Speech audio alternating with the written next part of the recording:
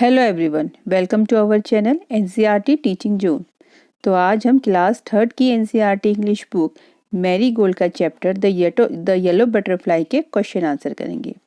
तो चलिए स्टार्ट करते हैं। Let's start. तो देखिए, पिछले वीडियो में हम इस चैप्टर को एक्सप्लेन कर चुके हैं विथ वर्ड मीनिंग।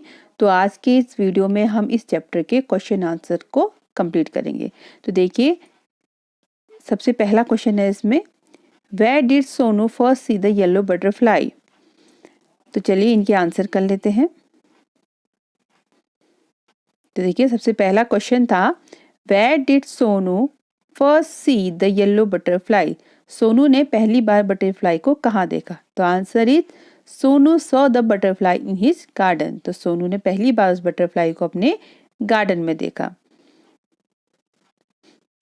देखिए, नेक्स्ट क्वेश्चन है, name the 3 places where the butterfly rested. अब उन 3 जगहों के नाम बताने हैं जहां पर वो बटरफ्लाई ने रेस्ट किया था, यानी कि जिन जिन जगहों पर बटरफ्लाई उड़ के बैठी थी। तो देखिए, सबसे पहला प्लेस था, the butterfly rested on rose flower, lotus leaf and then on the peach tree. तो सबसे पहले वो कहाँ बैठी? एक रोज फ्लावर यानी कि गुलाब के फूल पे, फिर एक लोटस लीफ एक कमल की पत्ती पे, और अंत में वो जाके बैठी पीच ट्री एक आड़ू के पेड़ पे। देखिए, क्वेश्चन नंबर 3 है, why did Sonu chase the butterfly? अब सोनू ने उस बटरफ्लाई का पीछा क्यों किया?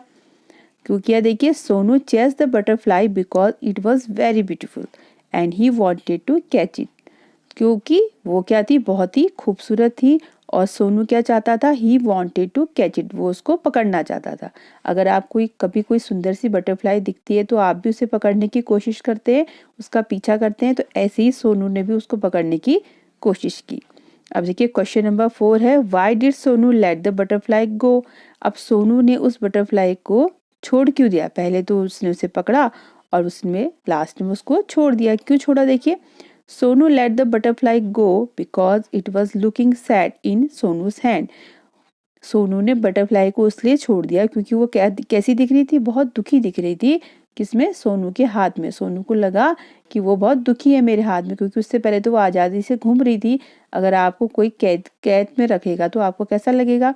तो ऐसी सोनू को लगा कि बटरफ्लाई बहुत दुखी हो गई है, तो इसलिए उसने क्या करा? उसको छोड़ दिया, because it was looking sad in सोनूज hand. अब देखिए, नेक्स्ट है टॉक टाइम। देखिए, इसमें आपने बताना है, कुछ क्वेश्चन पूछे गए हैं। If you were a butterfly how would you feel if you were catch? अगर आप एक बटरफ्लाई होते, एक तितली होते, तो आपको कैसा लगता अगर कोई आपको पकड़ लेता? तो कैसा लगता? आपको बहुत बुरा लगता, क्योंकि अगर मैं बटरफ्लाई होता तो I would have felt very bad. अगर कोई मुझे पकड़ लेता तो मैं कैसा? बहुत बुरा लगता अगर कोई मुझे पकड़ लेता। इफ आई बैक कैच, अगर कोई मुझे पकड़ लेता तो मुझे बहुत बुरा लगता। अब देखिए, ऐसी अगला क्वेश्चन है, why did the butterfly go to the flowers in the garden? अब जो बटरफ्लाई है वो जो गार्डन में फूल हैं उन पर क्यों जा रही थी? क्योंकि आपको पता है बटरफ्लाई क्या करती है? उन फूलों से रस को चूसती है। तो इसलिए जा रही थी क्योंकि butterfly want to the flower in the garden because it sucks nectar from the low flowers. तो कि वो जो फ्लावर के बीच में जो उसका नेक्टर होता है उसको सक करती है, उसको चूसती है। अब अगला देखिए, नंबर 3 में से दी सेंटेंस अलाउड। तो यहाँ पर कुछ सेंटेंसेस दिए गए जिन्हें हमें जोर जोर से बोलना है। जैसे पहला सेंटेंस है, butterflies can fly, birds can fly, kites can fly, aeroplanes can fly, can we fly? तो बोले कि बटरफ्लाईज उड़ सकती हैं, बर्ड्स भी उड़ सकती हैं, काइट्स भी उड़ सकती है, एरोप्लेन भी उड़ता है, कैन वी फ्लाई, क्या हम उड़ सकते हैं? तो आंसर क्या होगा? नो, नहीं। वी कांट, हम नहीं उड़ सकते। We can fly in an aeroplane, लेकिन हम एरोप्लेन में बैठ के उड़ सकते हैं। हम नहीं उड़ सकते क्योंकि हमारे पास विंग्स नहीं होते, पंख नहीं होते, लेकिन अगर हम एरोप्लेन में बैठेंगे तो हम उस पर बैठ के उड़ सकते हैं, आसमान की सैर कर सकते हैं। अगला देखिए, लेट्स राइट। तो यहाँ पर देखिए कुछ सेंटेंसेस दिए गए हैं। Right the sentence in the proper order using these word help you. अब देखिए, यहाँ पर कुछ सेंटेंस दिए गए हैं, इनको हमने प्रॉपर ऑर्डर में लिखना है। यहाँ पर कुछ वर्ड हैं जो कि आपकी मदद करेंगे, जैसे कि first, then, after this and finally. सबसे पहले, उसके बाद, आफ्टर दी और फिर उसके बाद और अंत में फाइनली।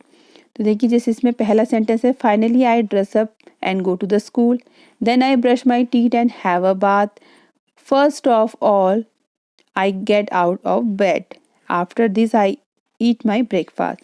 तो देखिए उसने सबसे पहले क्या किया होगा, तो सबसे पहले क्या होगा, सबसे फर्स्ट देखिए नंबर थर्ड वाला जो आपका सेंटेंस होगा ये नंबर 1 बनेगा।